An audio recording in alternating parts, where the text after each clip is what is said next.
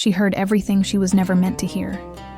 She heard the king order his son to forget her, and his silence hurt more than any wound could. While the bells announced the death of his father, she fled, pregnant with the future Alpha King. When he discovered it, it was already too late. The new king ran into the forest, howling for her, believing he had been abandoned and betrayed. Far from there, with trembling hands resting over her own belly, she swore she would protect her child from a kingdom that would never accept her. She had to do things to save them both. She danced in a tavern just to put bread on the table. Until, on an ordinary night, the king entered only to spend the evening, and froze when he recognized the very woman he had sworn never to love again. What he did not expect was that, when he followed her, he would open the door of that small house and find his own eyes staring back at him. Chapter 1. The castle stone held secrets no servant dared speak aloud. Alyssa ran her fingertips along the cold surface of the wall as she crossed the side corridor, the one few used after nightfall. Her heart pounded wildly, just as it always did whenever she knew he would be waiting. She should not be there. A servant did not wander royal corridors after midnight without raising suspicion.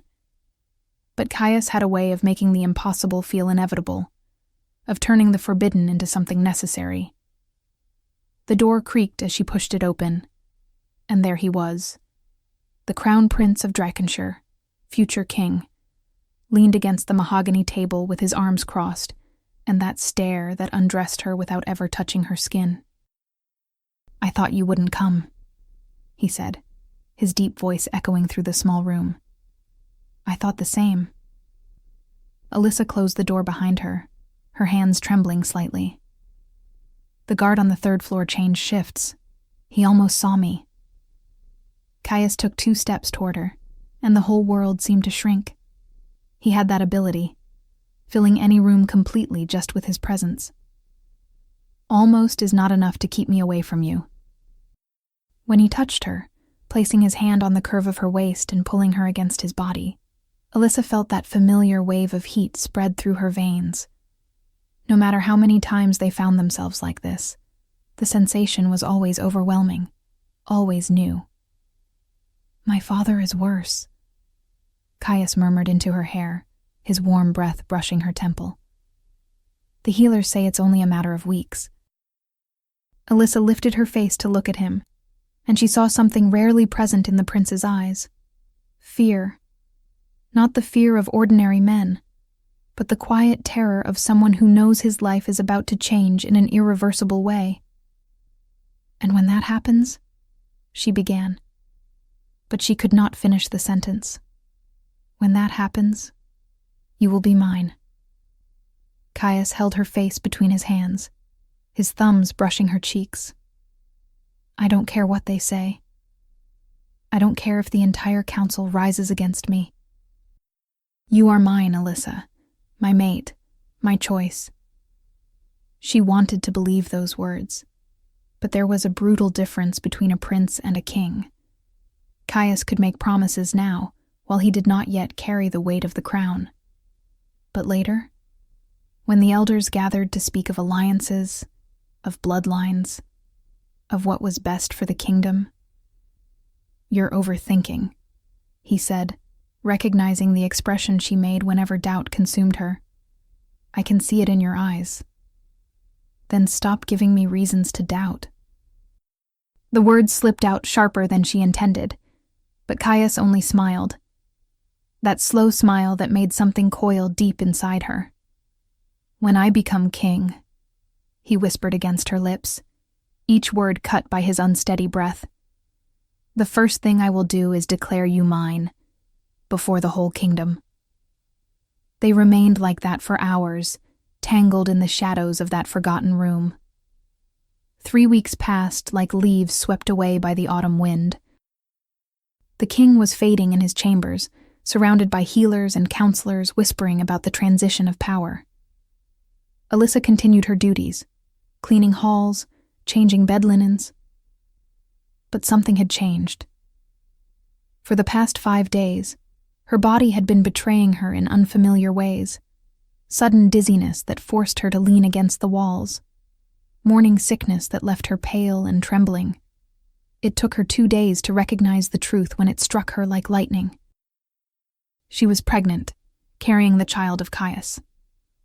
Alyssa placed a hand over her still flat belly, her eyes burning with tears of joy and terror intertwined. A child. She needed to tell him. Immediately.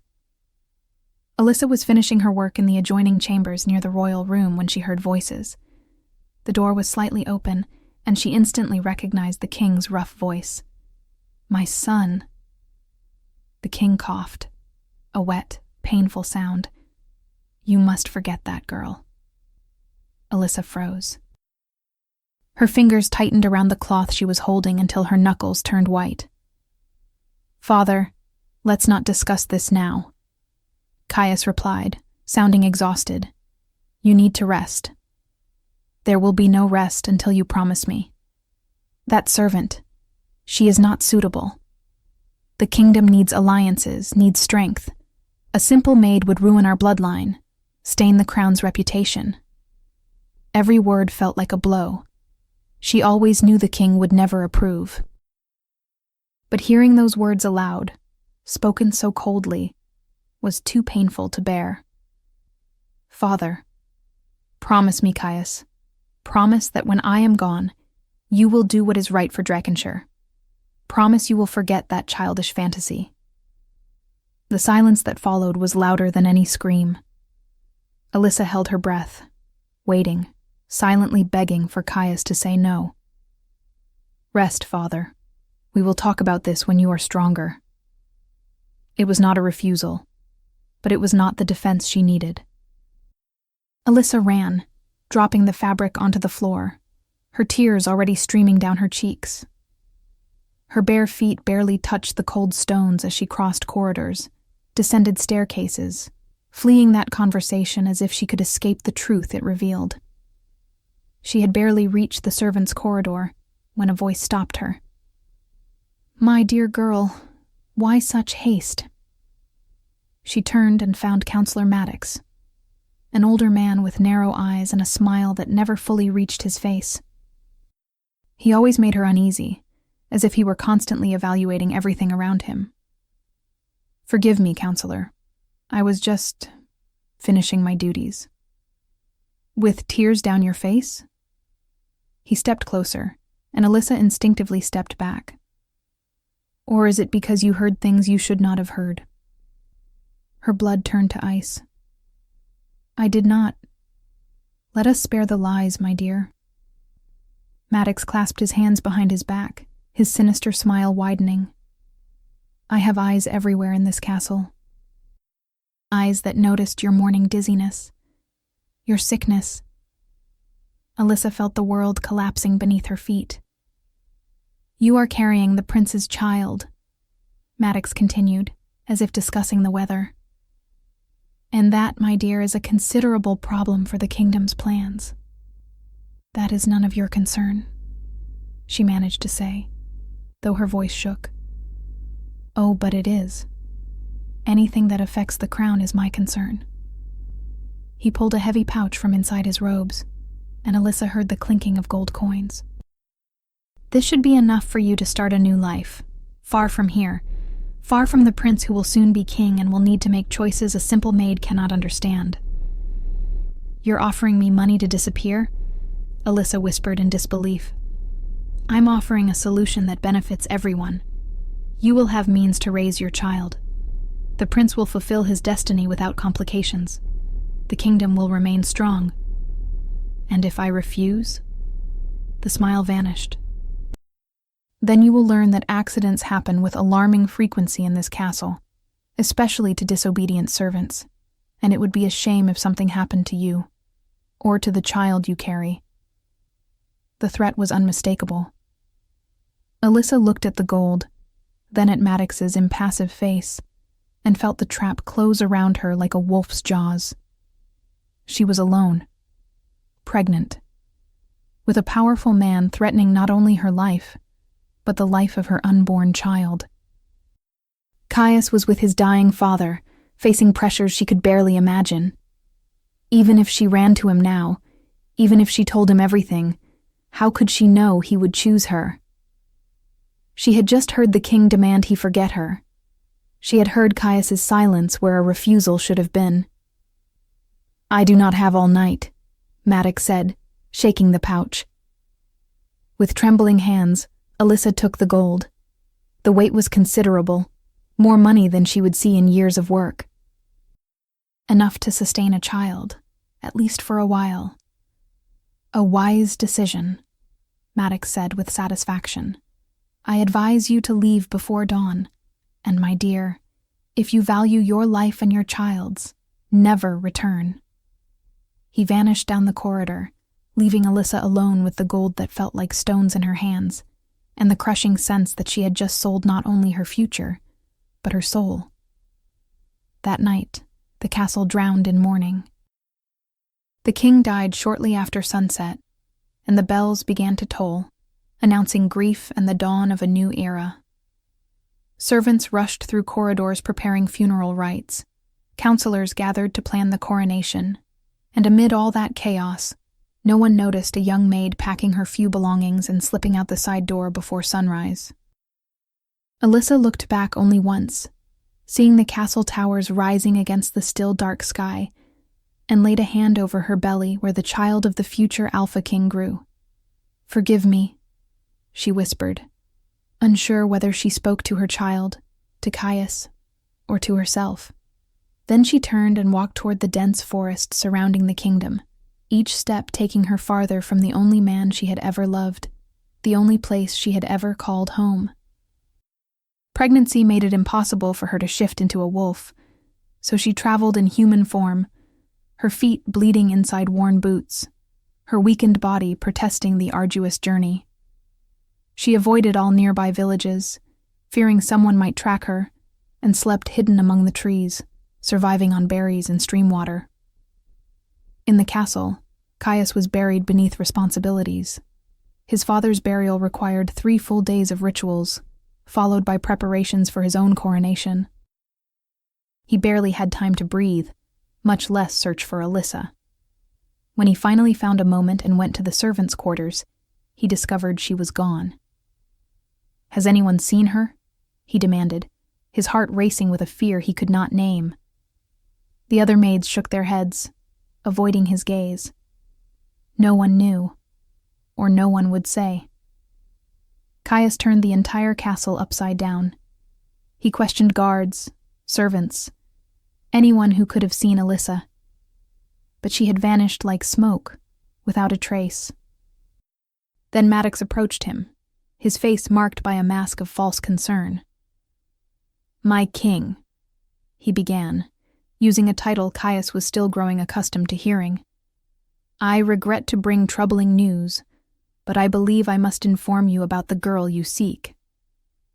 "Speak," Caius ordered, his voice rough. "Alyssa. She came to me a few days ago. Asked for money, a considerable amount." Maddox paused, as if the next part pained him. "She told me she had a man. What she described as the love of her life. Someone from her home village. She said she needed to see him urgently." Every word was a dagger. "You're lying," Caius said, though even to his own ears his voice sounded hollow. "I wish it were a lie, my king, but I gave her the money she requested. She has always been so dedicated, helping far more than required. I could not deny her aid. She had to leave. I am sorry it did not give you time to speak with her." Caius stood there, trying to process it, trying to fit that story into everything he knew about Alyssa. But doubt had already been seeded over the past weeks. The nagging insecurity about whether a servant could truly love a prince, or if there had been something more calculated behind those gentle eyes.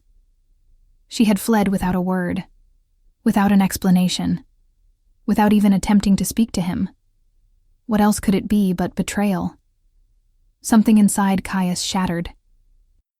A wild, desperate fury climbed his throat like molten fire, burning everything in its path. He said nothing more to Maddox, and instead strode down the corridors, his steps growing faster, more uneven. By the time he reached the outer courtyard, the shift was already taking hold. His bones snapped and reshaped, muscles expanded, skin gave way to fur black as a moonless night. Within seconds, where a man had stood, now towered a massive wolf with eyes glowing like liquid silver in the dim morning light. Caius ran. He ran harder than he ever had, his powerful paws devouring the ground as he leapt past the castle gates and into the dense forest. He needed to find her, needed to track her scent, confront her, force her to look into his eyes and repeat those lies about another man. But when he stopped to scent the air, desperate for that fragrance he knew as well as his own name, there was nothing. Days had passed since she left. Rain had fallen, winds had blown, and every trace of her scent had been erased like dust. Caius howled, long and anguished, the sound echoing through the forest and sending birds into flight. He collapsed onto the damp forest floor, his heavy breath shaking his massive body. And there, in the lonely silence of the woods, as the sun began to rise, a memory struck him with devastating force. That night, in their secret place, Caius could not take his eyes off her. She was the most beautiful thing he had ever seen. "You are perfect," he corrected, pulling her into his arms. Alyssa laughed, that soft sound he treasured. "Liar. I'm just a servant with calloused hands and unruly hair." "You are mine," Caius said. He kissed her beneath the moonlight, watching over them. He laid her gently on the soft grass, his hands exploring every curve, every inch of exposed skin. Alyssa arched beneath him, her fingers tangled in his hair, pulling him closer as she whispered his name. "I love you," she told him. "I love you so much it hurts." "Then let me heal that pain," Caius replied, his voice rough with emotion. They became one beneath the benevolent moon, their bodies moving in perfect harmony, in a dance as ancient as time itself. When they finally lay side by side, their breath still unsteady, Caius pulled Alyssa against his chest and held her as if she might disappear if he loosened his embrace. "Promise you will never leave me," he asked, kissing the top of her head. "I promise," Alyssa whispered without hesitation. "I am yours. Always." And he had believed her, with every fiber of his being. The wolf in the forest opened his eyes, the memory dissolving and leaving only the harsh reality behind. Those promises had been lies, and he had been foolish enough to give her his heart completely, unprotected, unquestioned. Caius rose slowly, shaking the damp leaves from his fur. When he looked up, the sun was already high, and he knew he had to return. He had a kingdom to rule. But as he ran back toward the castle, Caius made himself a vow. Never again would he open his heart in that way. Never again would he allow anyone to get close enough to destroy him so completely. Alyssa had made her choice, and Caius would make his. Alyssa's journey had been an endless nightmare, but when she found a small, isolated village hidden among mist-covered hills, she managed to buy a shack, so humble it barely deserved to be called a home, yet just enough for her to give birth and raise her child. Ivor was born, but the first years living there were a constant battle for survival. The gold Maddox had given her seemed like a fortune at first, but Alyssa watched the coins dwindle with growing dread. What would she do when they were gone? How would she provide for her son? By the time Ivor turned 5 years old, the gold had run out. Alyssa found a job at the local tavern, a busy establishment that served travelers and merchants passing through the region. The work was exhausting, serving drinks and cleaning tables from dawn until late into the night, yet the pay barely covered the most basic food. Ivor was a bright child, curious-eyed and endlessly energetic. As he grew, Alyssa saw more and more of Caius in him. Every resemblance was both a blessing and a curse. Alyssa loved her son more than her own life. but looking at him was also looking at the man she had been forced to leave behind.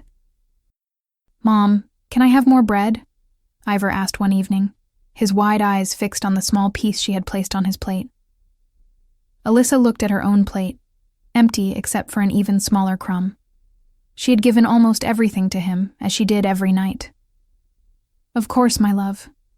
She pushed half of her portion toward him, ignoring the hunger gnawing at her own stomach. It was then that Marjorie, one of the tavern dancers, approached Alyssa. She was a woman with gentle eyes and a warm smile. "Alyssa, may I speak with you for a moment?" "Of course." Alyssa wiped her hands on her apron.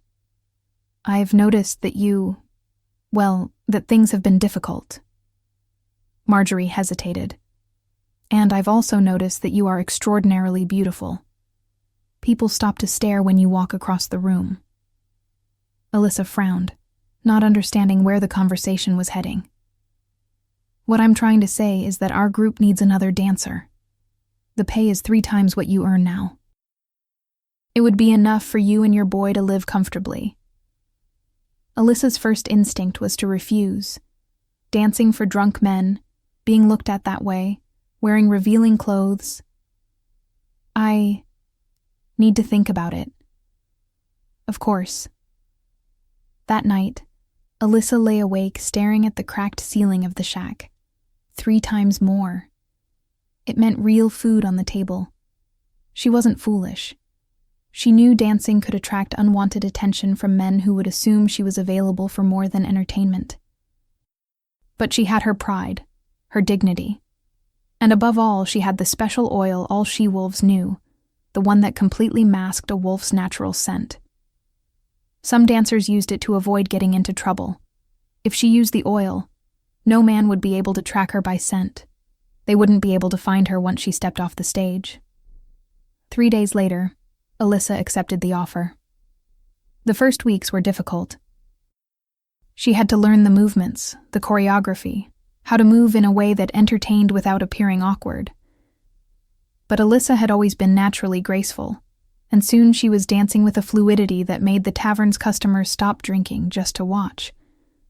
Before every performance, she applied the oil generously to every inch of exposed skin. The fragrance was neutral, almost non-existent, but completely effective at masking her scent. It was her protection, her shield against men who might want more than just to look. And it worked. Men tried approaching her after performances, offering money, gifts, promises. But without her scent, without that primal connection smell created, it was easy for Alyssa to decline politely and disappear. Money began to come in. Ivor had food on the table every night. Alyssa even managed to buy a few used books to teach him how to read. "Why do you dance, Mom?" Ivor asked one evening, his 7 years making him increasingly curious about everything. "Because it's beautiful," Alyssa answered carefully. "And because it allows me to take care of you. I like when you dance here at home," he said with a smile. And she danced for him sometimes. Softer, gentler movements. Just a mother entertaining her child. Those were the moments Alyssa loved most. Just her and Ivor, the rest of the world disappearing beyond their little home. Now, 7 years later, hundreds of miles away, Caius ruled Drakenshire with a firm hand and a frozen heart. 7 years on the throne had changed him. He was no longer the idealistic prince. He was a pragmatic king who understood that difficult decisions had to be made, that alliances mattered more than feelings, that the kingdom always came first. His subjects respected him. Some even loved him in their own way. Caius was fair in judgment, generous to those in need, relentless with anyone who threatened the realm. Under his leadership, Drakenshire prospered. But personally, Caius was hollow. He allowed no one too close. He kept courtiers at a polite distance. Women who tried to seduce him were met with glacial indifference. Even his counselors, who had known him since childhood, whispered that the king had become distant, unreachable.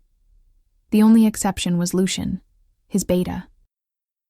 The man who had fought beside him in battles, guided him through difficult moments, and stayed loyal, even when Caius drowned in bitterness.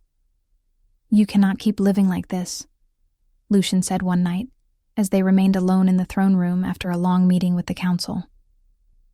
"Living like what?" Caius asked, though he knew exactly what Lucian meant. "Alone, closed off. You will have to marry. The council has made that clear enough." Caius poured himself some wine, avoiding Lucian's gaze. And indeed they had. For 7 years, Caius managed to stall, delay, offer excuses. But recently, the council had run out of patience. They had chosen Diana, a noblewoman from Valenmoor, and brought her to the castle with great ceremony. Diana was beautiful, Caius reluctantly admitted that. Long golden hair cascading in waves to her waist, blue eyes like summer skies, refined posture, and the poise of a true lady. She would make a suitable queen, an appropriate wife. But Caius felt nothing when he looked at her. "The council wants a decision," Caius said. "And I need to travel to the Northern Kingdom to finalize those trade treaties. When I return..." He paused, the words heavy on his tongue. "When I return, I will announce my engagement to Diana." Lucian nodded slowly. "I will keep the castle in order during your absence." "I know you will. That's why I'm leaving everything in your hands while I am away." Caius placed a hand on his friend's shoulder. "You are the only one I trust completely, Lucian. The castle, the kingdom. Everything will be under your protection until I return." Lucian nodded. The trip to the Northern Kingdom took 2 weeks. The negotiations went well.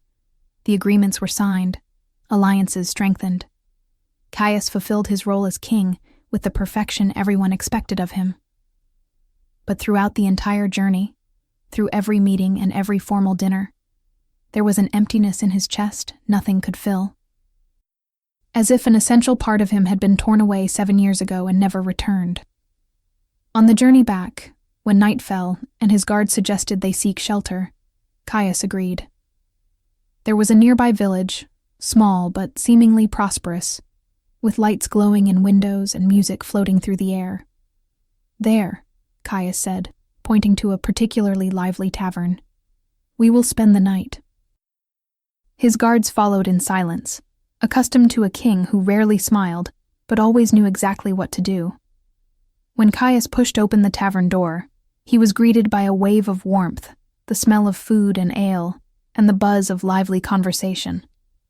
It was the kind of place he rarely visited, too common for a king, but tonight he did not care. "A beer," he told the man behind the counter, tossing a coin. Caius found a seat in a corner where he could observe the room without drawing too much attention. His guards spread out, some staying close, others blending with the locals. His beer arrived, cold and refreshing. Caius took a sip, allowing himself to relax for the first time in weeks. Then the music changed. A slower, more sensual rhythm filled the air. Conversations quieted as people turned toward the small stage. The dancers entered. 5 women wearing outfits that left little to the imagination, their movements graceful and rehearsed. The customers clapped, whistled, enchanted. Caius barely paid attention at first. He had seen dancers before, at royal feasts far more elaborate than this. But then one particular figure caught his eye, and his entire world stopped. It could not be. It was not possible. But there she was. Alyssa. Dancing at the center of the stage, her movements breathtaking, her body even more stunning, her face, the face that had haunted his dreams for 7 long years. The beer in his mouth was spat out involuntarily, spraying across the table and hitting a nearby man's cup. "Hey, watch it," the man complained, but Caius barely heard him. His eyes were fixed on Alyssa. She had not yet seen him, fully immersed in the dance, her hips swaying hypnotically, her arms rising above her head as she spun. By all that is... Caius murmured, unable to finish the thought. To his left, two men spoke loudly, clearly drunk. The one in the middle is new, right? One of them said, pointing shamelessly at Alyssa. Yeah, started about 2 years ago. And what a woman, my friend. What a woman. I've tried to get close to her 3 times. She always turns me down. Polite, but firm. You and half the men in this village. The other laughed. But who can blame them? Just look at her. Worth the attempt. Caius's hands clenched into fists. The idea of other men trying to touch Alyssa, making offers, whispering promises. But then he remembered. She had betrayed him. She had run off with another man. She had taken money and vanished without looking back. She was no longer his. She had never truly been his. But then why was his heart pounding like this? Why did every fiber of his being scream for him to cross the room, climb onto that stage, and drag her away from all those eyes? Then Alyssa looked his way, and their eyes met across the smoky tavern. He saw recognition strike her like lightning. Her face paled, her movements faltering for a split second. But she did not run. Instead, she kept dancing. But now something in her movements had changed. A new intensity, a deliberate provocation. She danced, looking straight at him, her eyes never leaving his, as if she were saying something only the two of them could hear. Caius could not move, could not breathe. He was trapped in that moment, in that stare, in that connection that 7 years of distance had failed to erase. The men beside him kept chattering, but their voices sounded far away. Look how she moves. Never seen anything like it. I bet under those clothes she's even more. Careful, Caius said, his voice low and dangerous. Finish that sentence and you lose your tongue. The two men turned, finally noticing the authority radiating from him, the royal posture no common clothes could hide. So sorry, sir, one of them stammered before they both scurried off. Caius looked back at Alyssa. She was still dancing, still holding that devastating eye contact. The music was ending. He could feel it, and part of him wished it would last forever. But then the music stopped. Alyssa held her final pose for a second that felt like eternity, her chest rising and falling with her breath, her eyes locked on his. Then she ran. The instant the music fully died, Alyssa spun around and bolted off stage, disappearing through a side door so quickly that the other dancers froze, confused. Stay here, Caius ordered his guards, his voice sharp as steel. He wanted no witnesses for what was about to happen. No one follows me. That is an order. Caius rose and pushed toward the side door, but the tavern was crowded.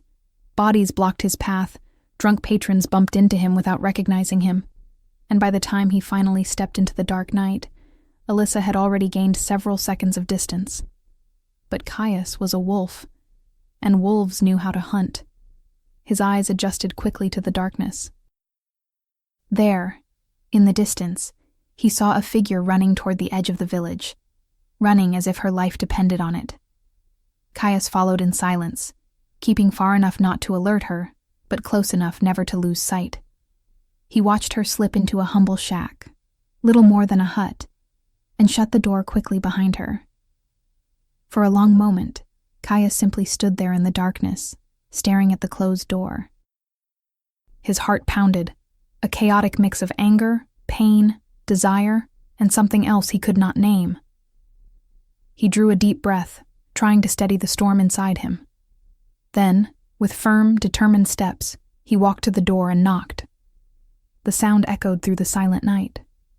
1 knock, 2, 3, and then the door opened. But it was not Alyssa who appeared. It was a boy around 7 years old with wild dark hair, curious eyes, and a fearless posture despite his small size. A boy who had the very same eyebrows as the late King of Drakenshire, and the very same eyes as him. The child's scent hit Caius like a blade, and the ground vanished beneath him. Chapter 3.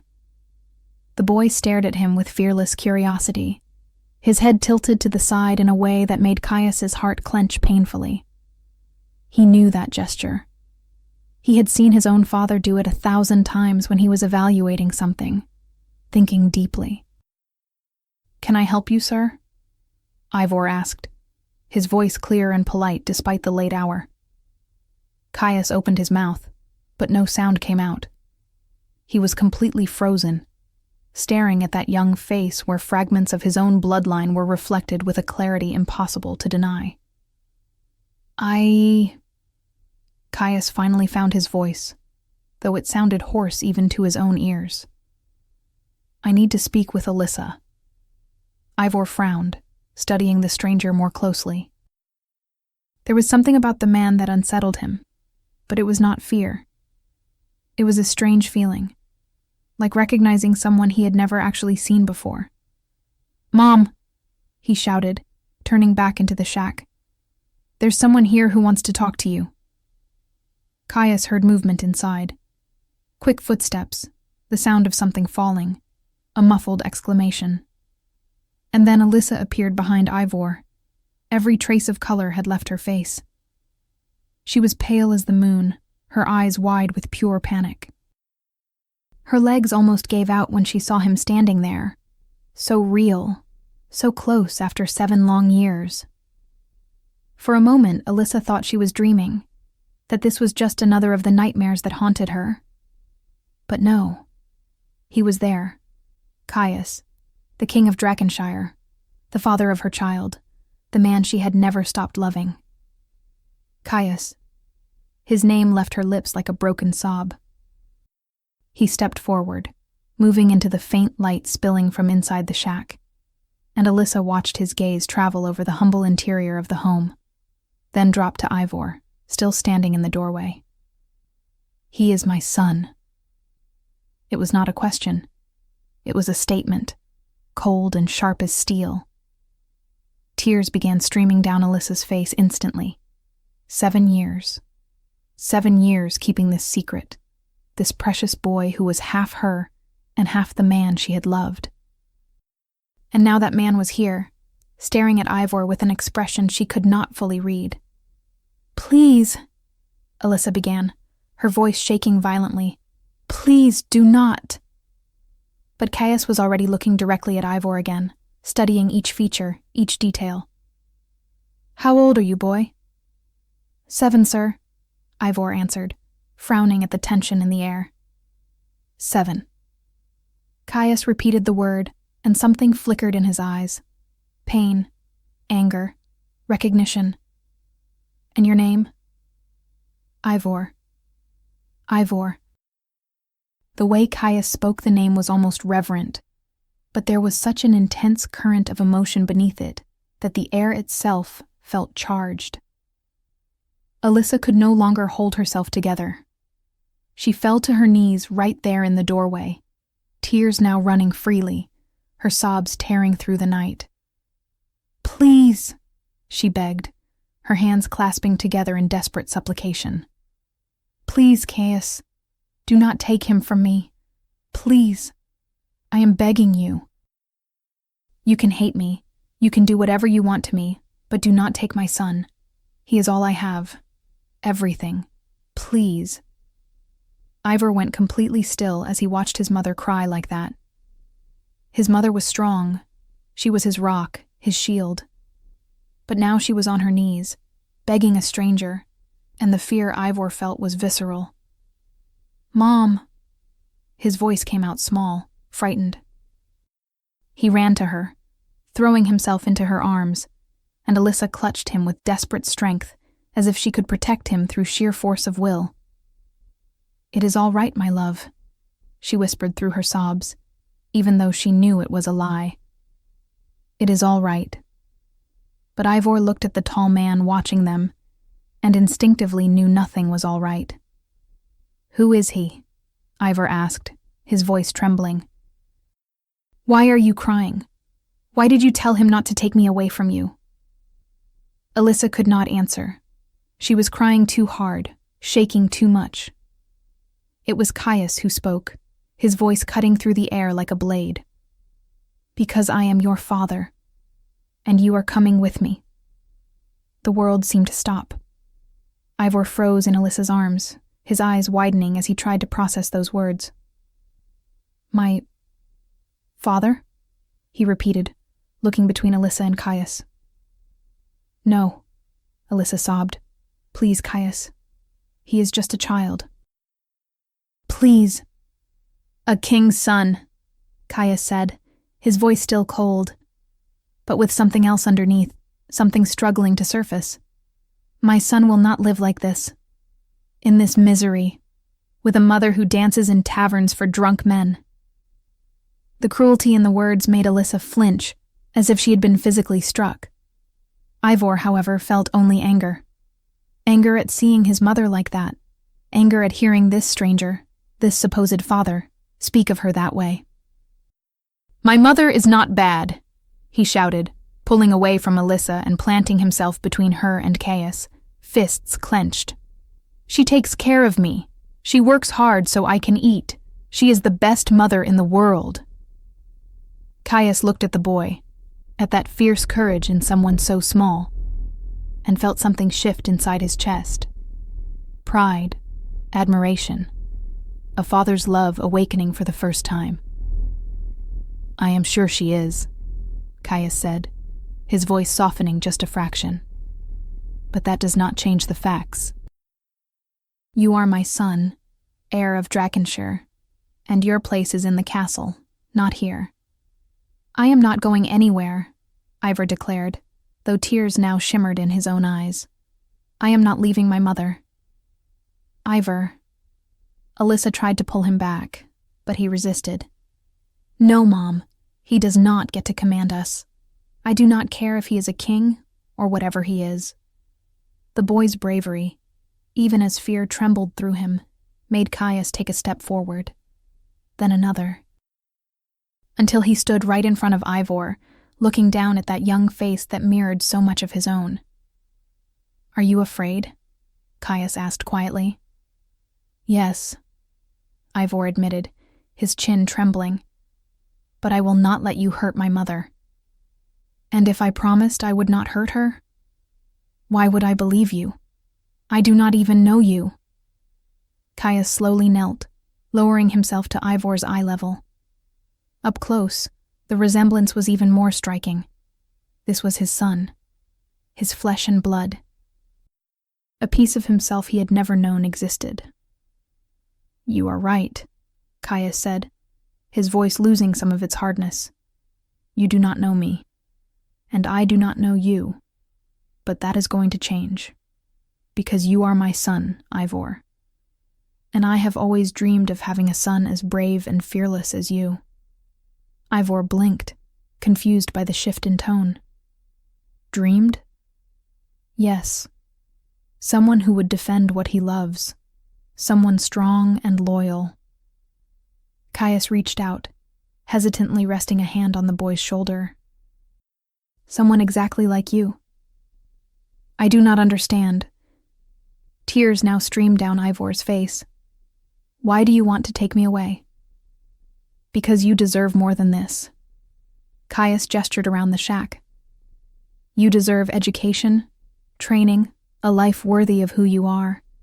You deserve to know your heritage, your people, your kingdom." "But what about my mother?" Caius looked at Alyssa, still on her knees and trembling. "She can come with us." Ivor turned quickly to his mother. "Mom, are we going?" Alyssa could not speak. She was caught between the terror of losing her son and the dread of returning to the castle to face everything waiting there. Caius stood and pulled Ivor into his arms in an embrace that surprised all three of them. The boy stiffened at first, but then relaxed, sensing something strange yet comforting in the strength of those arms around him. "You are my son," Caius murmured into Ivor's hair. "And I will take care of you. I promise." When he pulled back, there were tears in Caius's own eyes, though he blinked them away quickly. He looked at Alyssa again, and his voice returned to its royal firmness. "He is coming with me. At dawn. And you may accompany him if you wish to be present in your son's life. But understand this, Alyssa. I will never allow him to live here again. This life is over for him." "And if I refuse?" Alyssa asked, though she already knew the answer. "Then I will take him anyway. I am the king. He is my heir. I have every right to claim him." Caius paused. "But I know you love him, and he clearly loves you. I do not wish to deprive him of his mother. The decision, however, is yours." It was not truly a choice. It was a sentence. "I will go," Alyssa whispered, defeated. "Wherever he goes, I go." Caius nodded, something that might have been relief flickering briefly in his eyes. "At dawn, then. Be ready." The journey back to Drakenshire was a 3-day trip that Alyssa spent in a dazed fog. Ivor, despite his initial fear, gradually became fascinated by the adventure, bombarding Caius with questions about the castle, about werewolves, about everything. And Caius, to Alyssa's surprise, answered with patience, sometimes even with tenderness. With her, however, he maintained that icy distance. He barely spoke to her, barely looked at her.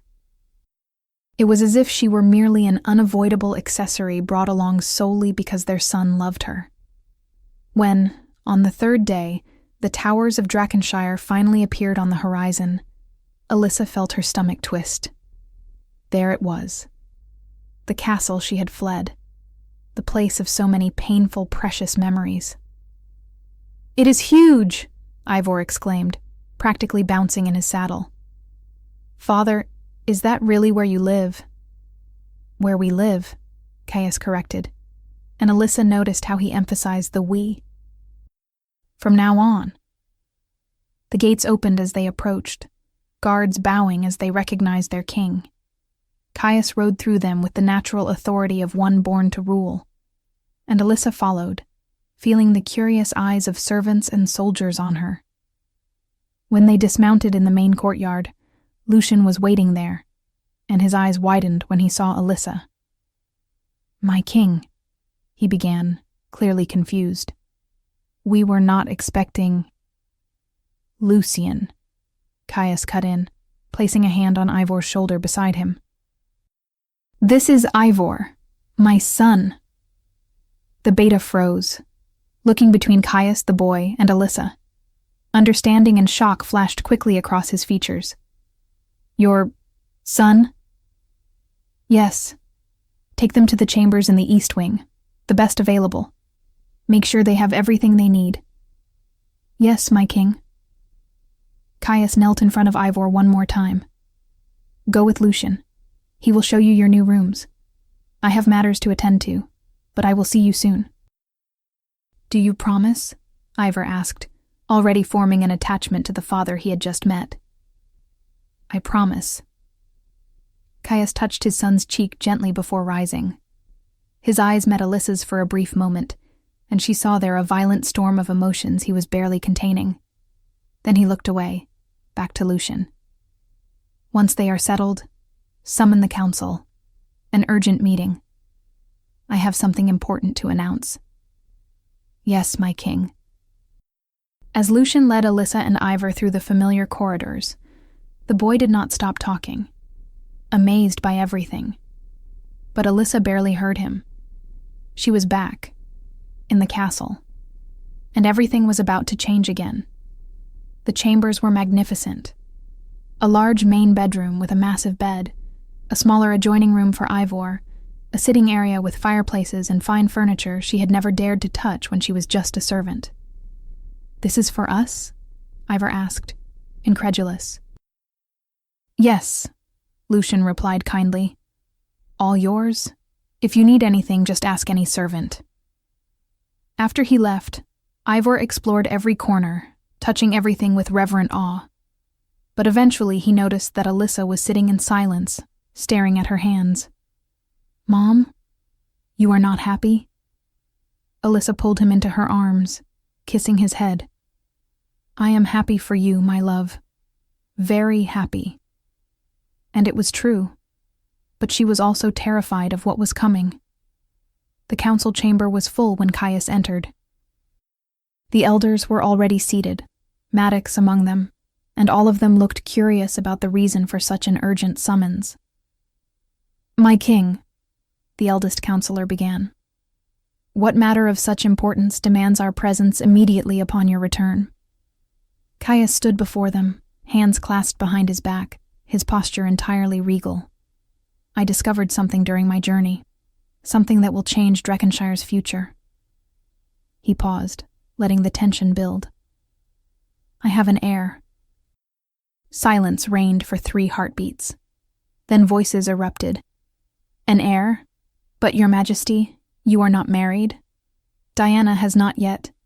How could you have— Silence! Caius's voice sliced through the chaos. I have not finished. The counselors fell quiet, though many exchanged worried looks.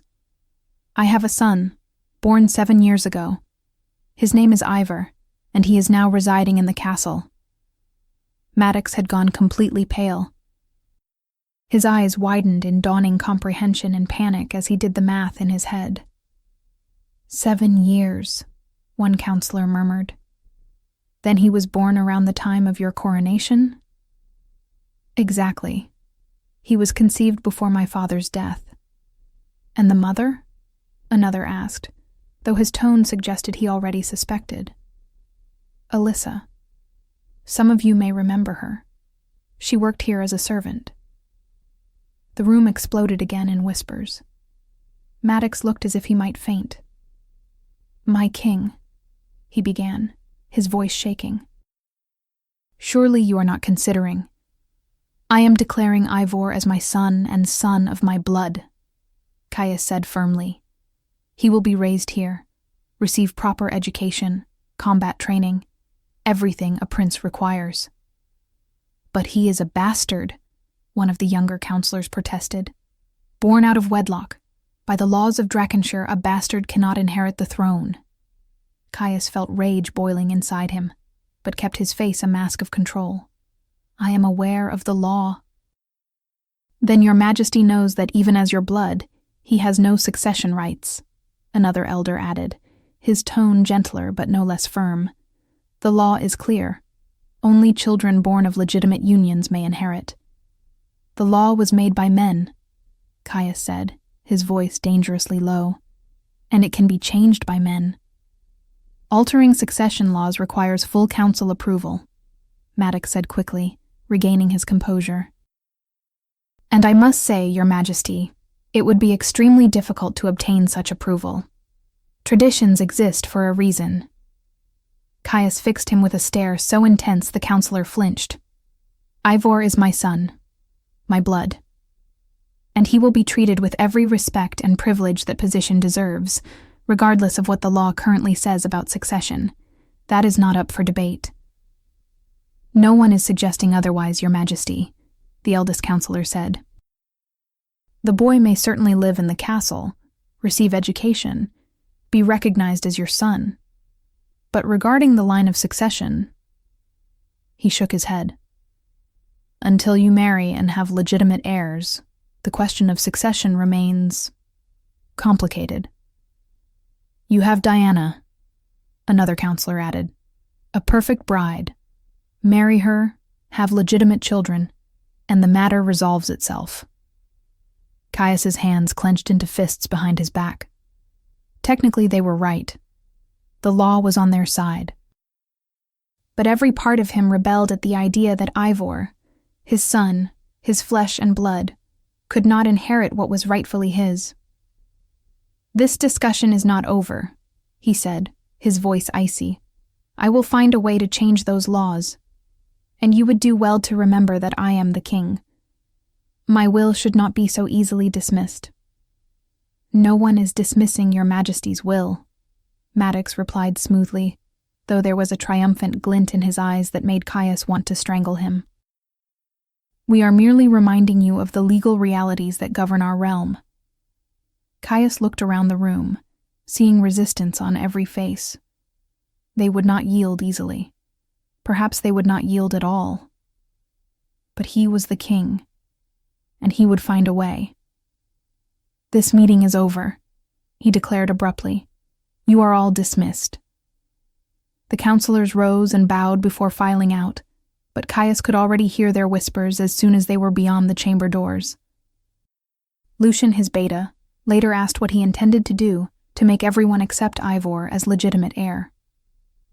"I do not need their acceptance," Caius answered. "I will declare it. Ivor is my blood, my son, my heir, and whoever dares question that will have no place in Drakenshire." Chapter 4.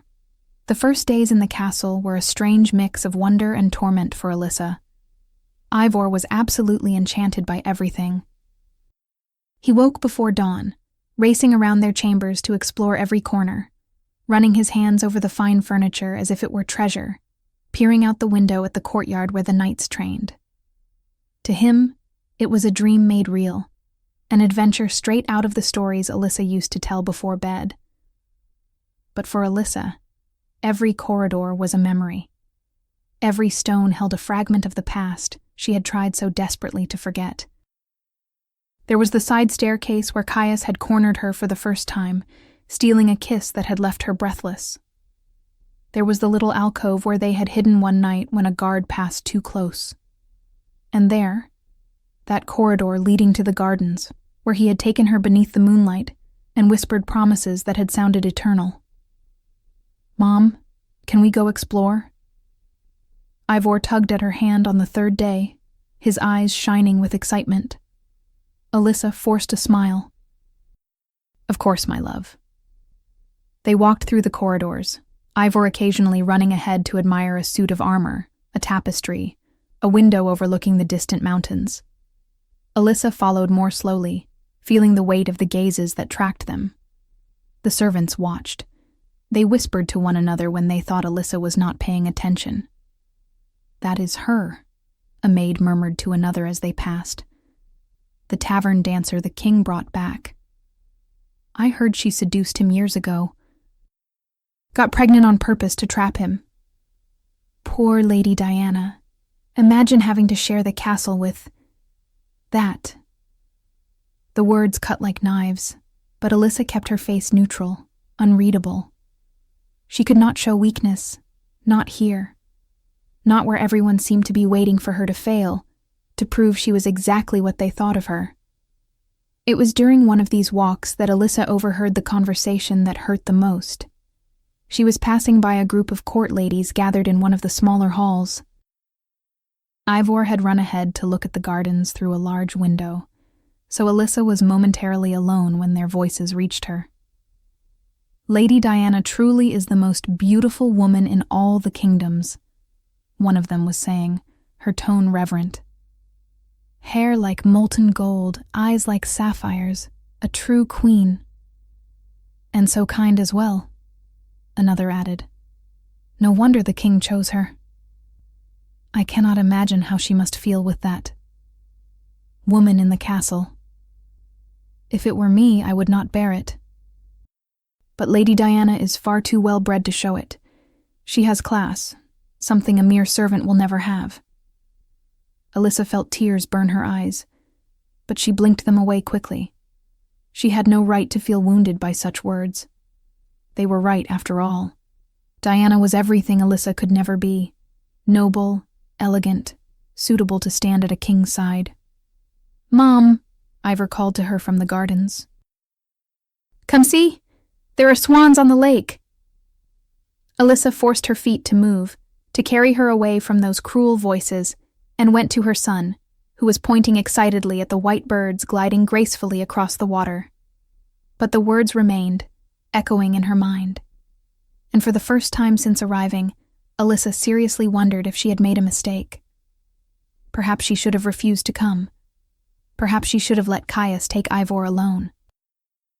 At least then she would not have to face, day after day, the reality that she was back in the place where she had been both happiest and most miserable, In the village, she had freedom. She had her dancing, which she loved even if it was in a tavern. She had the joy of returning home and finding Ivor waiting for her, just the two of them against the world.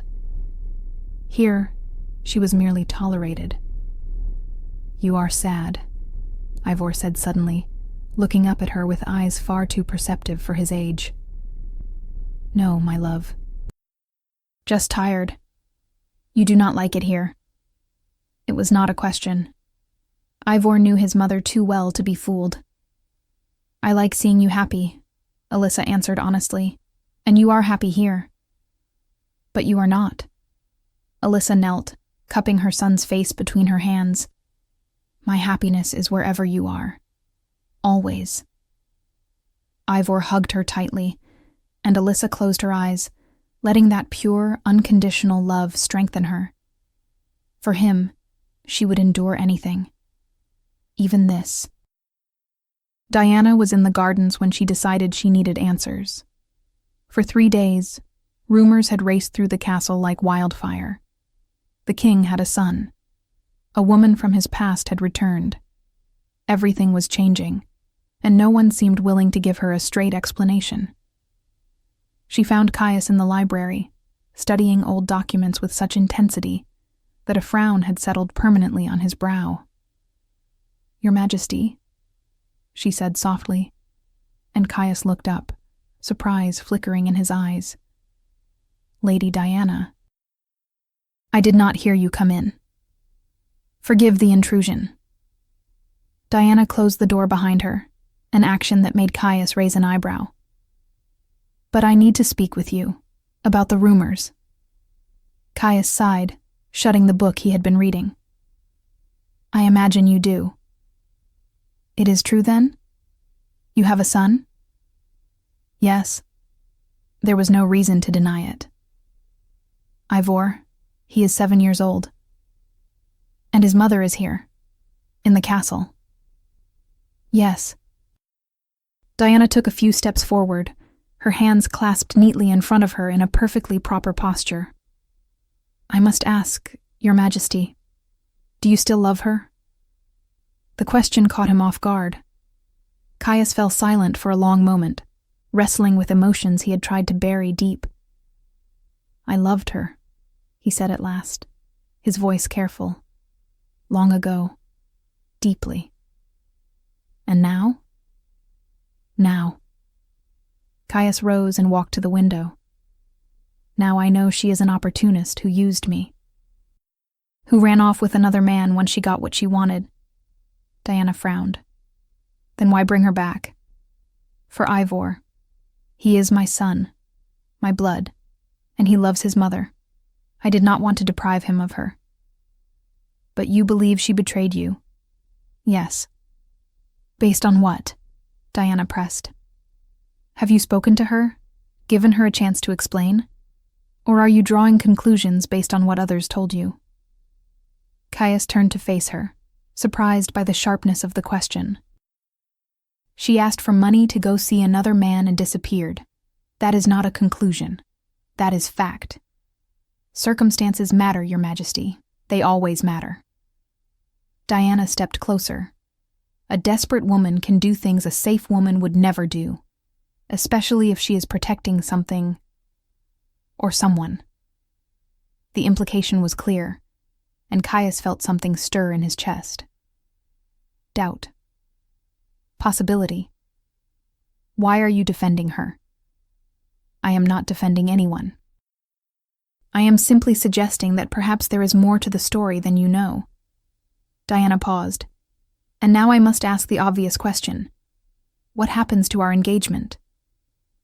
Caius looked at her, this beautiful, kind woman chosen to be his queen, and felt nothing. Admiration, perhaps. Respect for the intelligence she clearly possessed, but nothing like the fire Alyssa used to ignite in his veins. "Nothing changes," he said automatically. "You will be my queen. The wedding will happen as planned." "And Ivor?" she asked. "Where does he fit into all this?" "He is my son. He will be raised here, given everything a prince deserves. But you will be my wife, the queen. Our children will be the heirs." The words sounded hollow even to Caius's own ears, but he did not know what else to say. Diana nodded slowly, though her eyes made it clear she was not entirely convinced. "I understand. Thank you for your honesty, Your Majesty." She turned to leave, then paused at the door. "Just one last thing, if I may." "Yes?" "Do not let pride or anger blind you to the truth, whatever that truth may be." Diana looked back at him over her shoulder. "Sometimes appearances deceive, and sometimes the people we hurt most are the ones who least deserved it." Then she left, leaving Caius alone with turbulent thoughts and questions he was not sure he wanted answered. That night, after putting Ivor to bed, Alyssa felt the walls of their chambers closing in around her. Her entire body was tense, her emotions a chaotic storm threatening to crush her. She needed to release it. She needed to let all that pressure out somehow before she exploded. Without thinking too much, Alyssa went to the small bag where she kept her few belongings from the village and pulled out her dancing clothes. The fabric was thin, revealing. Nothing a respectable woman would wear inside a royal castle. But Alyssa did not feel respectable. She felt trapped, desperate, lost. She slipped into the clothes, feeling the familiar brush of the material against her skin. Then she closed her eyes and imagined the music. That slow, sensual melody that used to play at the tavern. The one that made men stop drinking just to watch. And she began to dance. At first, her movements were stiff, restricted by tension. But slowly, as she lost herself in the imagined music, her body loosened. Her hips swayed in rhythm. Her arms flowed through the air like water. Her head tipped back in total abandon. She was not dancing for an audience. She was dancing for herself, to release all the pain and confusion, and unresolved longing burning her from the inside. That was why she did not notice Caius standing at the slightly open door. He had come to check how Ivor was settling in. Or at least that was what he told himself. But when he reached their chambers and saw the door cracked open, when he glanced through the gap and saw Alyssa dancing, Caius froze. She was breathtaking. More than breathtaking. It was like watching temptation itself take form, like seeing a dream made flesh. The clothes she wore left little to the imagination, but that was not what held him there. It was the way she moved, the raw emotion pouring out of every gesture, the naked vulnerability she would never allow anyone to see while fully awake. His body reacted instantly, desire blazing through his veins like liquid fire. He should leave. He should close the door and walk away before she saw him. But he could not move his feet. He could not look away. 7 years. 7 years since he had seen her like this, lost in motion, completely free. And it was as if no time had passed at all, as if they were still those two young lovers stealing forbidden moments. Alyssa spun, and that was when she finally saw Caius. Her eyes widened, and for a heartbeat she froze. Caius expected her to stop, to rush to cover herself, to shout at him for invading her privacy. But Alyssa did none of that. Instead, keeping her gaze locked on his, she kept dancing. The air between them turned electrically charged. She was dancing for him now, only for him, and they both knew it. Every movement was a provocation, a question, a challenge. Caius felt his breathing quicken, his heart hammering against his ribs. His hands were balled into fists at his sides, fighting the overwhelming urge to cross the room, pull her into his arms, and... The imagined music ended. Alyssa stopped, her chest rising and falling with rapid breaths, her eyes still locked on his. Neither of them spoke. Neither of them moved. Only then did Caius realize his mouth was slightly open, that he was looking at her like a man completely bewitched. He probably looked dazed, lost, entirely under her spell. And maybe he was. His voice came out rough. Forgive me, I should not. I am sorry. Then, before he could do something even more foolish, Caius turned and practically fled down the corridor, his hurried footsteps echoing off the stone. When he reached his own chambers, he slammed the door and leaned his back against it, his breathing still uneven. What in the hell is wrong with me? He muttered to the empty room. 7 years since she had supposedly used his love in such a calculated way. 7 years building walls around his heart, promising himself he would never again be so foolish. And a few minutes watching her dance had been enough to make everything threaten to crumble. He still wanted her.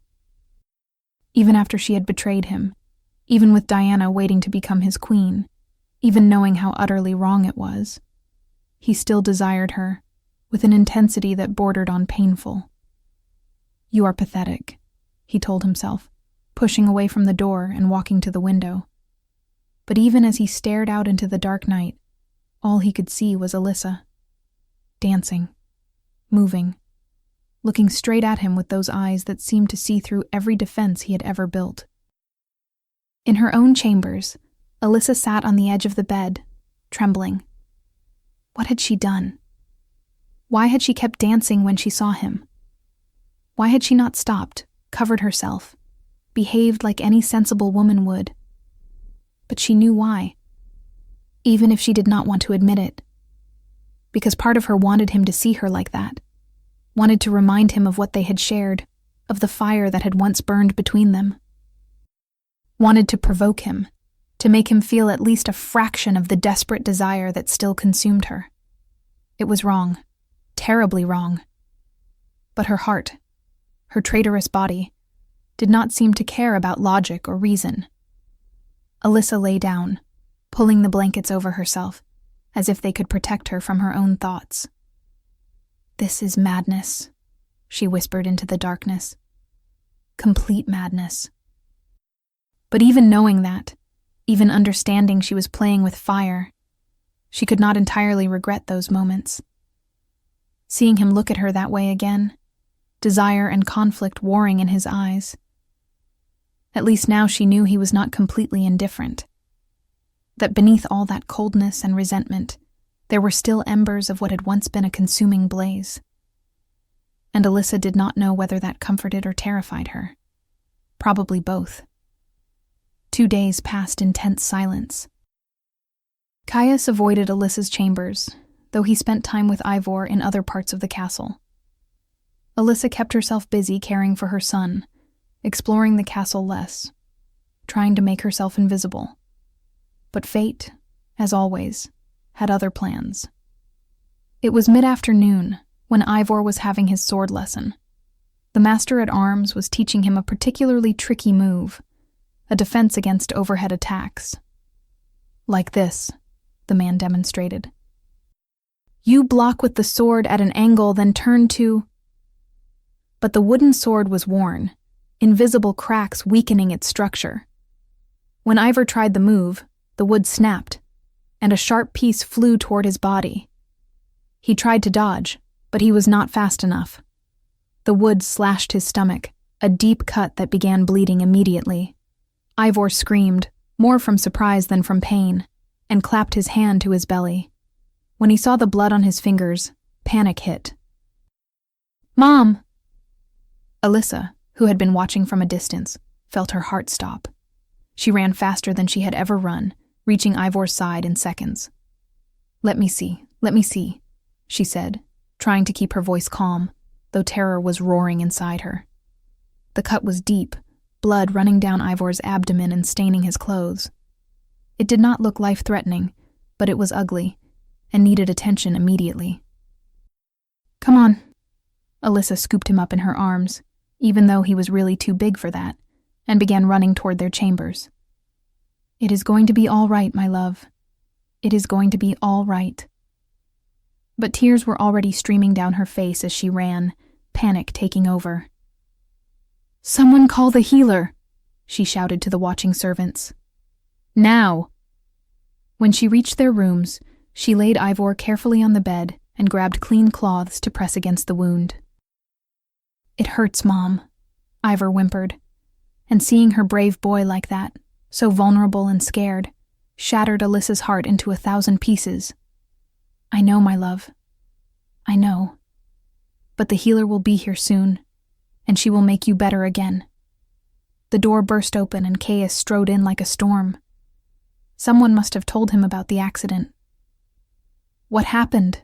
he demanded, his eyes going straight to Ivor on the bed. "The sword broke during training," Alyssa said, her voice shaking. "It cut his abdomen. I have already sent for the healer." Caius crossed the room in 2 strides, looking at the wound with a tense expression. "Let me see." Alyssa pulled the cloth back carefully, revealing the cut that was still bleeding. Caius grimaced. "That cut is deep. The body will not heal that on its own." "I know." More tears slid down Alyssa's face. "Where is the healer? Why is she not here yet?" "She is on her way." Caius rested his hand on Ivor's shoulder. "You are all right, son. You are going to have a scar worthy of a warrior." Ivor tried to smile, but the movement made the cut throb and he groaned. That was when Alyssa really began to fall apart. Sobs came in heavy waves, her whole body shaking as she clung to Ivor's hand. "Forgive me," she cried. "Forgive me, my love. I should have been closer. I should have." "Alyssa." Caius's voice was firm. "This was not your fault. He is just a child. He could have been hurt so much worse." But he was not. Caius set his hands on her shoulders, forcing her to look at him. "Breathe. He is going to be fine." But Alyssa could not stop crying. All the tension of the past days, all the fear and anxiety and desperate love pouring out at once. Without thinking, Caius pulled her into his arms, letting her cry against his chest. It was the first time he had held her like that since finding her again, and the sensation was both familiar and unsettling. Her scent hit him in a rush. That unique smell that was only hers, which neither years nor distance had erased from his memory. It was stronger now, intensified by emotion and panic, and it stirred something primal in Caius that made him want to roar. It was almost unbearable. Every instinct he had screamed for him to hold her tighter, bury his face in her hair, mark her as his in every way possible. But Ivor was right there, and the healer was on her way, and this was wrong on so many levels that Caius had lost count. Still, he could not let go. He could not release her, even knowing he should. The healer arrived, a gray-haired woman with skilled hands and a calm expression. "Let me see the boy," she said, and Caius gently eased Alyssa away. They stood side by side while the healer examined the wound, cleaned it with medicinal herbs, and began stitching the skin back together with small, precise stitches. Ivor squeezed Alyssa's hand through the entire process, trying to be brave, but unable to hold back a few tears. Caius kept one hand on Alyssa's shoulder, a gesture of comfort neither of them questioned in that moment. His fingers squeezed lightly every time Ivor winced, as if he could somehow transmit strength through his touch. "There," the healer finally said, stepping back to inspect her work. "He will have a scar, but a small one. Nothing a young warrior cannot wear with pride." "Thank you," Alyssa whispered, her voice hoarse from crying. "He needs rest now, and keep the wound clean. I will return tomorrow to check on it." After the healer left, Ivor was already growing sleepy, the shock and pain of the stitches draining what energy he had left.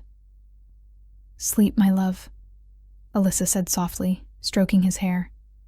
"I will be here when you wake up." "You promise?" Ivor murmured, his eyes already closing. "I promise." Within minutes, he was deeply asleep, his breathing slow and even. Caius and Alyssa remained by the bed, neither of them wanting to be the first to move, the first to step away. Caius's hand was still on her shoulder.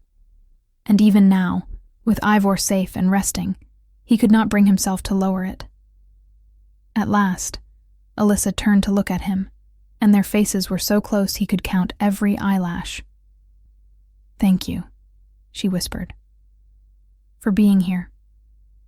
Caius should have said it was his duty, that Ivor was his son, so of course he would be there, that it meant nothing.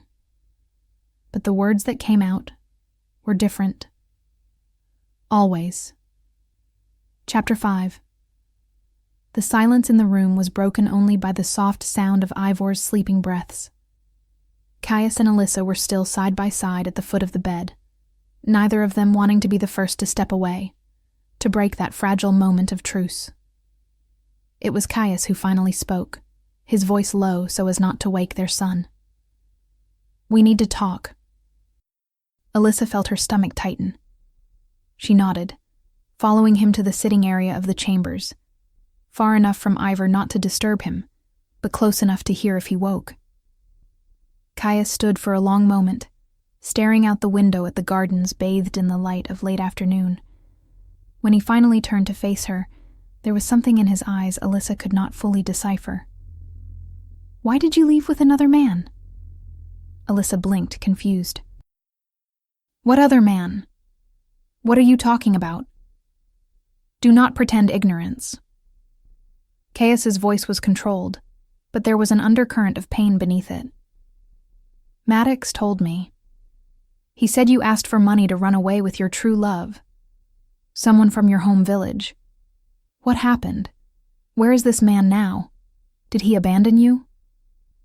All the color drained from Alyssa's face.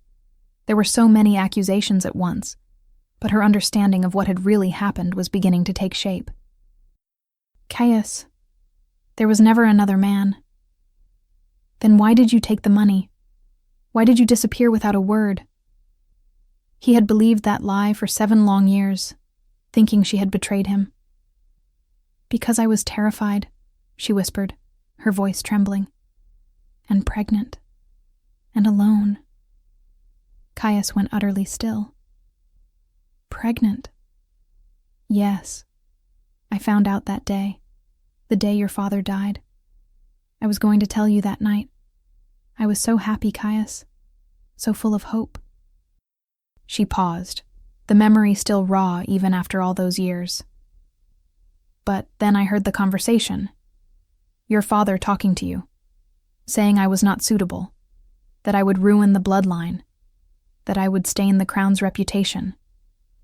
He begged you to forget me." Caius closed his eyes, remembering that conversation, remembering how he had dodged giving a direct answer, how he had been a coward when he should have defended their love. "And you heard all of it," he said. It was not a question. "Yes. Every word. I ran. I was crying in the corridors when Maddox found me." At the mention of the counselor's name, Caius's jaw tightened.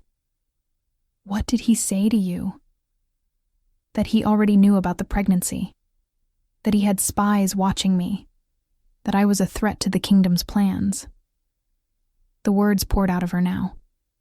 "He offered me the gold, said that, with all the chaos of the king's death, no one would notice my absence. And then he threatened me." "How?" "He said accidents happened all the time in the castle, and that it would be a shame if something happened to me or to the child I was carrying." The fury that flashed across Caius's face was so intense that Alyssa instinctively took a step back. "He threatened you and my son," Caius said, each word coming out like ice. "I was pregnant. I was scared." Alyssa was crying openly now. "What did you expect me to do? I had no guarantees, Caius. You were dealing with your father's death, your coronation, all the pressures of the kingdom. How was I supposed to know if you would protect me? If you would choose me over all of that? You should have trusted me." But the words rang hollow, because Caius knew she was right. In that moment, drowning in grief and responsibility, pulled in every direction. He did not know if he would have had the strength to fight everyone for her. I took the gold thinking of our child, Alyssa went on. Knowing I would need something to start with, to survive until I could work. I gave birth alone, Caius. Alone. No midwife, no healer. Every word was a knife in his heart. And when the money ran out, I went looking for work. The tavern hired me as a server, but the wages barely paid for our food. Then one of the dancers asked me to join their group. It paid 3 times more, enough to give Ivor real food. So you accepted, Caius said, and there was no judgment in his voice now, only painful understanding. Yes. I never slept with anyone. Never. You were the only one. Caius fell silent, processing every word, every revelation. The truth was assembling in his mind like the pieces of a terrible puzzle. Maddox had lied. He had manipulated them both. He had stolen 7 years from him with his son, 7 years with the woman he loved, all because of lies and fear. Caius? Alyssa's voice was small, frightened. Please, say something. But he could not speak. Rage was rising in his throat like bile, so intense he could barely control it, almost letting his wolf break free. Without a word, Caius turned and left the chambers, his quick, heavy footsteps echoing down the corridors. Alyssa stood there shaking, terrified that she had said the wrong thing, that she had made everything worse instead of better. Caius found Lucian overseeing the guards' evening training in the courtyard. Lucian. His voice was icy, controlled, but the beta knew him well enough to see the storm underneath. Summon the council. My king, it is already late. Perhaps in the morning. Now, Lucian. Caius looked at him, and there was something in his eyes that made the beta step back. Do not make me repeat myself. Yes, my king. Immediately. 20 minutes later, the council chamber was full. The elders looked confused and annoyed at being summoned at such an hour, but none of them dared complain openly. Maddox was among them, his face showing only mild curiosity, though his eyes betrayed a flicker of worry. Caius swept into the room like a storm, and everyone rose at once. Sit, he ordered, his voice sharp. The counselors obeyed quickly. Caius stood before them, hands clasped behind his back, but everyone could see the tension in every line of his body. I discovered something tonight, he began, his voice dangerously calm. The elders exchanged nervous glances. 7 years ago, when my father died and I took the throne, a woman vanished from this castle. Alyssa. Maddox had gone visibly pale.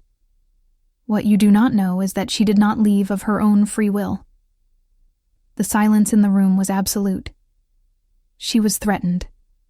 She was told that accidents would happen if she did not disappear, that she and the child she carried would be in danger. Caius paused, his gaze sweeping the room before settling on Maddox. And then she was given gold and sent away. Your Majesty, one of the older counselors began. There must be some misunderstanding. There is no misunderstanding. Caius's voice cut like steel. And I am not finished, because after she left, terrified and alone, someone in this room came to me and told me a lie. An elaborate lie about how she had used me, how she had another man, how she had asked for money to run away with her true love. Every eye turned to Maddox, who was practically shaking now. For 7 years I believed that lie. 7 years thinking I had been betrayed, that I had been used. 7 years lost with my son because someone decided he knew better than I what was good for the kingdom. Caius took a step toward Maddox, and the older man instinctively backed away.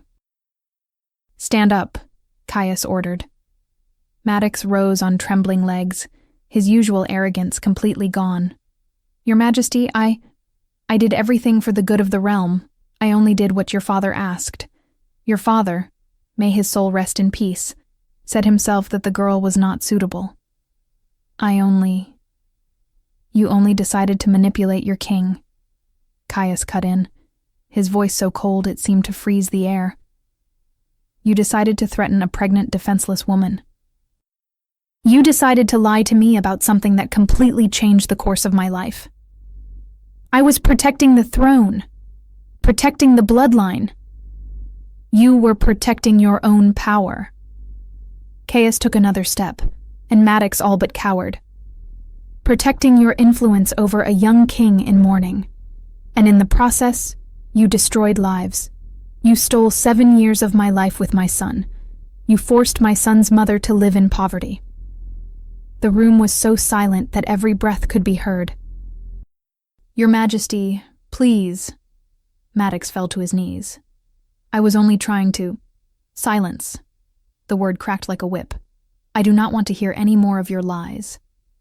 Caius looked around the chamber at each face of the counselors who had served his father, and now served him. Maddox, as of this moment, you are no longer part of this kingdom. You are sentenced to immediate exile. You have until dawn to leave Drakenshire and never return. If you ever set foot on my lands again, you will be executed without trial. No, Maddox shouted. You cannot do this. I served your father for decades. I served this kingdom. Guards, Caius called, and 4 men entered at once. Escort the former Counselor Maddox to his chambers. Allow him to gather his belongings. Then take him beyond the gates.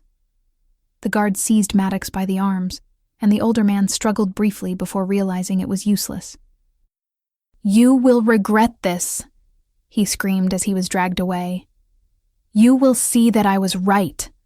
That woman will destroy you. She will destroy everything. The door shut behind him, cutting off his shouts.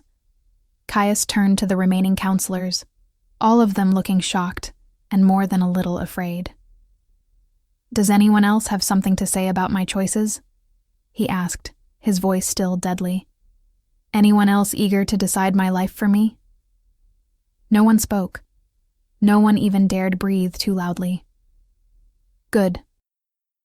Then let me make something very clear. I will not tolerate any further interference in my personal life. I will not tolerate any more manipulation or lies. You are here to advise, not to control. And if anyone forgets that distinction, he will follow the same path as Maddox. Yes, Your Majesty, came the murmured replies around the room. One of the oldest counselors, Lord Heron, cleared his throat cautiously. My king, if I may ask, what do you intend to do now? With regard to Alyssa and young Ivor? Caius looked at him, and for the first time since entering the room, something other than anger appeared in his eyes. I am going to claim Alyssa. I am going to build my life at her side and at my son's side. I am going to do what I should have done 7 years ago. But Your Majesty, another counselor said hesitantly, what of Lady Diana? The engagement has already been announced publicly. You cannot simply break it off without consequences. The kingdom of Valenmore will be offended. No one will want to marry Diana after such a humiliation. There could even be political complications. War, you mean? Caius said bluntly. Yes, Your Majesty. That possibility exists. The weight of that reality crashed down on Caius like lead. He could not simply cancel the engagement without causing massive diplomatic problems. Diana did not deserve to be humiliated like that. And Valenmore was a powerful kingdom, an important alliance. That was when Lucian stepped forward, a shy but determined smile on his face. If I may, my king, I believe I have a solution. Every gaze turned to the beta. I will marry Lady Diana. The silence lasted for 3 heartbeats. Then the voices exploded. You, a beta? The scandal would be... Silence, Caius commanded, but there was the hint of a smile at the corner of his mouth now. Let Lucian speak. Lucian drew a deep breath, squaring his shoulders. Lady Diana is my mate. We realized it the moment we saw each other, but since she was promised to your highness, we could not acknowledge that bond without causing a political disaster. The implications of what he was saying began to sink in. You are mates? Caius asked, genuine joy starting to shine in his eyes. Yes, my king, and if you allow it, if you release her from the engagement, I will claim her at once. The kingdom of Valenmore will not be offended, because their daughter will still marry someone of high rank in Drakenshire. There will be no humiliation. And Lucian's smile widened. Diana and I will finally be able to be together. Caius crossed the room in 3 strides and pulled Lucian into a tight hug, laughing for the first time in days. You magnificent idiot, he said, clapping his friend on the back. Why did you not tell me sooner? Because she was promised to you. And I would never betray my king like that. I am so sorry for everything. Loyalty badly placed, my friend. Caius stepped back, gripping Lucian by the shoulders. This is the most welcome surprise I could have asked for. I am truly happy for you both. So, do I have your permission? Permission? You have my blessing. Caius laughed again. Go tell her right now. Lucian did not need to be told twice. He dashed out of the council chamber, leaving the elders murmuring among themselves about the unexpected turn of events. Lucian found Diana in her chambers, sitting by the window and gazing at the stars. She turned when he entered, and the smile that lit her face was like sunrise. Lucian, what are you doing here? He crossed the room and dropped to his knees before her, taking her hands in his. We can be together. We can marry. Diana went completely still. What? Caius found out the truth about Alyssa. He exiled Maddox, and he released you from the engagement. I believe your talk with him finally made that stubborn man come to his senses. You are so clever. Lucian kissed her hands, tears of joy already shining in his eyes. Diana, I can finally make you mine, and I belong to you. Tears began to roll down her face as well. Lucian swept her into his arms and spun her around. We are going to get married, he said, kissing her all over her face.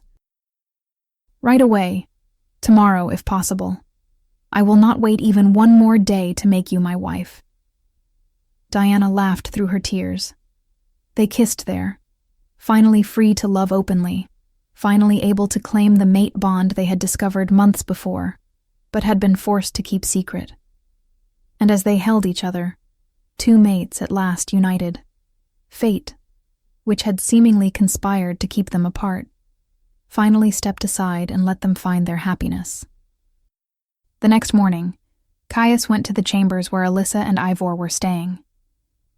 He knocked softly before entering, finding Ivor already awake and cheerful, the wound on his belly covered with a clean bandage.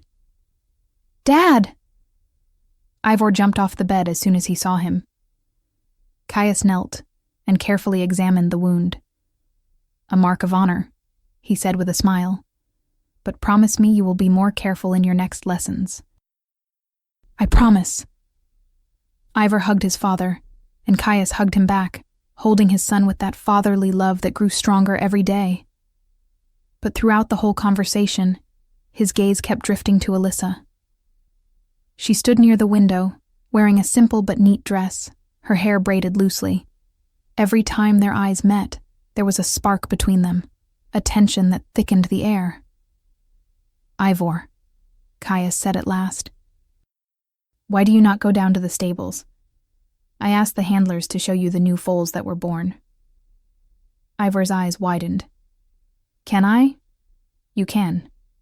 But take a guard with you. Ivor left, buzzing with excitement, and suddenly Caius and Alyssa were alone. Silence stretched between them, heavy with everything that had been said the night before, with all the truths that had come to light, with all the possibilities now opening before them. Caius, Alyssa began, her voice hesitant. About yesterday, Maddox has been exiled, Caius cut in. He will never return to Drakenshire. Alyssa stared at him, stunned. And I made it very clear to the council that I will not tolerate any further interference in my life. And Diana? The question slipped out before Alyssa could stop it. A smile touched Caius's lips. Diana is going to marry Lucian. They found out they are mates. Oh. Alyssa did not know what to feel. Relief, hope, fear. Caius took a step toward her, then another, until he was close enough to touch, but he did not touch her. Not yet. I spent 7 years believing a lie, he said softly, building walls around my heart, convincing myself that love was weakness, that trust was foolish. Caius, but you never betrayed me. You were only trying to protect our son in the only way you knew how. Tears began to slide down Alyssa's cheeks. I am so sorry, she whispered. I am sorry I was not stronger, that I did not fight harder, that I let fear control me. And I am sorry I did not look for the truth, that I accepted Maddox's lies so easily because it was simpler than facing the pain. Caius finally touched her, his hands resting gently on her shoulders. I lost years with you, with Ivor, years we will never get back. I know, she sobbed, but I will not lose any more. His voice was firm now, resolute. I will not let fear or pride or anything else take me away from you again. Alyssa looked up at him through her tears, hardly daring to believe what she was hearing. What are you saying? I am saying, I want you, Alyssa. I want you at my side. I want to build a life with you and Ivor. I want... He paused, searching for the right words.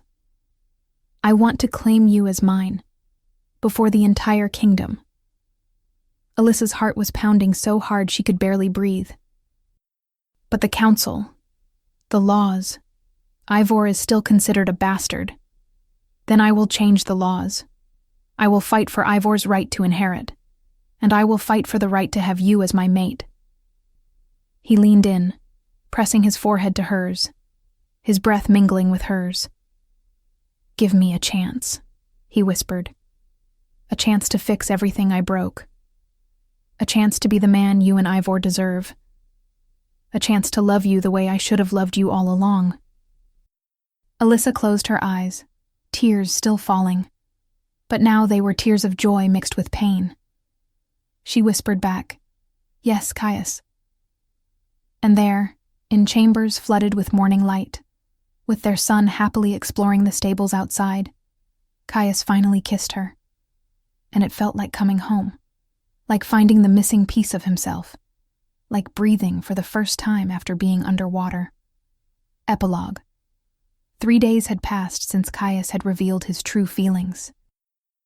3 days of stolen glances, of hands brushing briefly when no one was looking, of growing tension that threatened to consume them both. But Caius had a plan. He found her in the gardens, watching Ivor play with other young nobles. I need you tonight, he said quietly, coming up behind her. Alyssa turned, her heart racing at his tone. For what? It is a surprise. His eyes shone with something that made her stomach flip. Do you trust me? Yes, she answered without hesitation. A small smile touched his lips. Then, be ready at nightfall. I will use some pretext to get you out of the castle without arousing suspicion. Caius, what are you planning? You will see. He touched her face briefly, a gesture so tender it made her eyes sting with unshed tears. Just trust me. When the sun began to set, painting the sky in shades of gold and purple, Caius appeared in Alyssa's chambers. Ivor was already asleep, worn out from a whole day of lessons and play. Ready? Caius asked, holding out his hand. Alyssa took it, letting him guide her through the corridors. They used side passages, avoiding the main halls where courtiers might see them together. When they reached the stables, 2 horses were already saddled and waiting. "Where are we going?" Alyssa asked as he helped her mount. "To a place you know well. A place that was ours once, and will be ours again." Understanding struck her like lightning. The clearing. That secret patch of forest where they used to meet, where they had shared so many nights of love and promises. They rode in silence, the moon beginning to climb the sky. It was a full moon, its silvery light bathing everything in a mystical glow. When they finally reached the dense forest, Caius dismounted and helped Alyssa down, tying the horses before taking her hand again. The clearing opened before them, exactly as Alyssa remembered. Perhaps the trees were a little taller now, the undergrowth a little thicker, but essentially it was the same. The full moon lit it like a celestial stage, turning the grass to silver and the wildflowers into sparkling jewels. "Remember?" Caius asked softly. "How could I forget?" Alyssa whispered, tears already gathering in her eyes. "This is where I loved you for the first time under the full moon," Caius finished, turning fully to face her. "Where I swore you would be mine forever." He took a step forward, then another, until he was so close Alyssa could feel the heat radiating from his body. "I broke that promise," he went on, his voice rough with emotion. "Caius." He cupped her face in his hands, his thumbs stroking her cheeks. "Tonight, here in this place, I want to make that vow again. But this time, the right way, the permanent way." Alyssa's heart was pounding so hard she could barely breathe. She knew what that meant. She knew the traditions of their kind. He kissed her then, and it was nothing like the hesitant kisses of the past few days. It was pure fire, wild passion. 7 years of pent-up desire finally unleashed. Alyssa melted against him, her arms wrapping around his neck, pulling him closer. His tongue slid into her mouth, teasing and demanding, and she met him with equal fervor, tasting him as if she were dying of thirst, and he were water. "I love you," Caius murmured against her lips. "I have always loved you. Even when I thought I hated you, it was love." "I love you too," Alyssa replied, kissing him again. "I never stopped.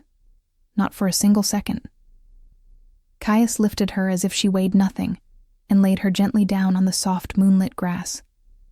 He hovered over her for a moment, just looking, just admiring. "You are so beautiful," he said, his voice full of reverence. "So perfectly beautiful." His hands began to remove the layers of clothing between them, slowly but deliberately.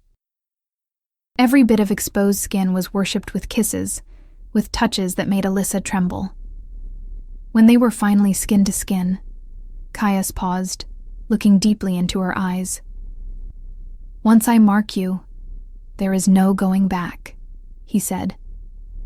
"You will be mine forever, bound to me in ways that not even death can break." "I know." Alyssa touched his face, her heart so full it felt as if it might burst. With a deep groan that seemed to come from his very soul, Caius finally claimed her. Their bodies joined under the full moon, moving together in a rhythm as old as time itself. It was different from those stolen nights years ago. There was more depth now, more understanding of what they were doing, of what it meant. Every touch was a promise. Every kiss was a vow. Every movement drew them closer to that permanent union that went beyond the physical.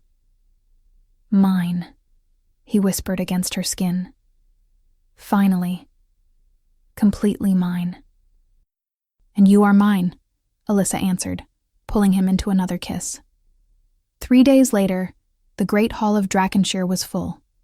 Nobles from all over the kingdom had been summoned, along with representatives from allied realms. Alyssa was in her chambers, being prepared by handmaids who now treated her with cautious respect. She wore a gown of deep blue that made her eyes shine, her hair arranged in intricate braids threaded with silver ribbons. And around her neck, clearly visible, was the claim mark Caius had left. "Are you nervous?" Diana asked, stepping into the room. She and Lucian had married just 2 days earlier in a small, beautiful ceremony. "Terrified," Alyssa admitted honestly. "You do not need to be." Diana touched her shoulder gently. "You are his choice, and anyone with eyes can see you belong together. But I'm just... You are the mother of his son. You are the woman he loves." Diana smiled. "That is all that matters." A servant knocked on the door. "It is time, my lady." Alyssa took a deep breath, smoothing the dress with trembling hands. "How do I look?" "Like a queen," Diana said sincerely. Together they walked through the corridors toward the great hall. The enormous doors were closed, and Alyssa could hear the low hum of voices on the other side. "Ready?" Diana asked. Alyssa nodded, unable to speak. The doors swung open. The hall fell instantly silent. Every eye turned to Alyssa as she entered, her head held high despite the fear inside her. She walked down the central aisle, passing faces that ranged from curious to hostile to genuinely pleased. At the far end of the hall, on a raised throne, sat Caius. He wore his full royal regalia, the crown upon his head, looking every inch the king he was. But when his eyes met hers, all Alyssa saw was the man who loved her. Beside him, on a smaller throne, sat Ivor. The boy wore noble clothes, looking like a little prince, though his eyes showed nerves at having so many people staring at him. Alyssa reached the end of the aisle, and Caius stepped down from his throne, holding out his hand to her. She took it, letting him lead her to the space between the two thrones. "Nobles of Drakenshire," Caius began, his voice echoing through the hall. "Thank you for coming today. I have called you all here to witness an announcement of great importance." He turned to Alyssa, taking both her hands in his. "7 years ago, I made a terrible mistake. I allowed lies and manipulation to separate me from the woman I loved. I lost precious years because of fear and pride, but no more." Caius lifted one of Alyssa's hands, making sure the mark on her neck was clearly visible. "This is Alyssa, mother of my son Ivor, and my claimed mate under the full moon, according to our traditions."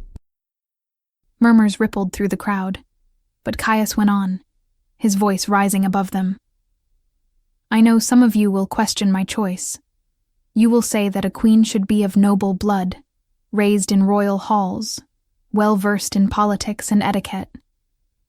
He paused, looking around the hall. "But I say this. Alyssa has proven her strength in ways most of you will never have to. She raised our son alone. She survived circumstances that would have broken weaker people. And she did it all with grace, dignity, and unconditional love." He turned back to Alyssa, his eyes shining with emotion. "She is stronger than any noble I have ever met, braver than many warriors, and more suited to stand at my side than any other woman in any kingdom."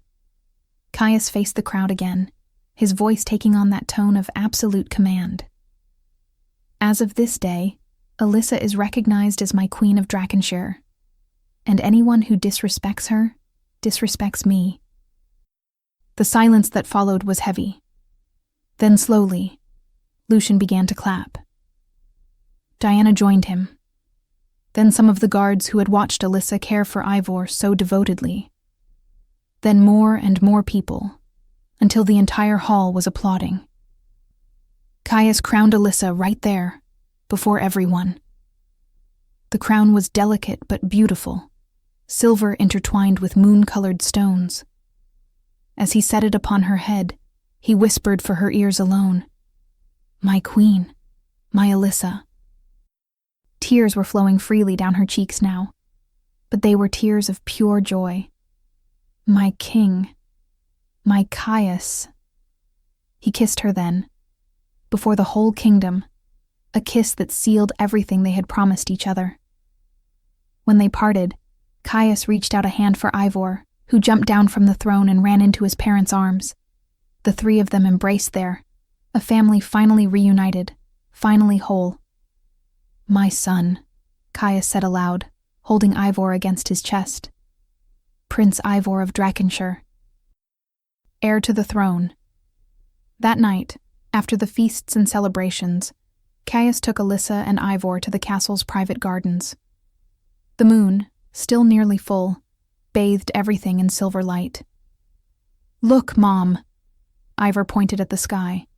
"It is the same moon that is on your crown." Alyssa laughed, kneeling to be at eye level with him. "Yes, my love, it is." "Then you are Queen of the Moon," Ivor declared, with the simple logic of a child. "No," Caius said, sitting down on the grass and pulling them both into his arms. "Your mother is Queen of Drakenshire, and Luna of my heart." Ivor nestled between them, yawning. It had been a long, emotional day for a little boy.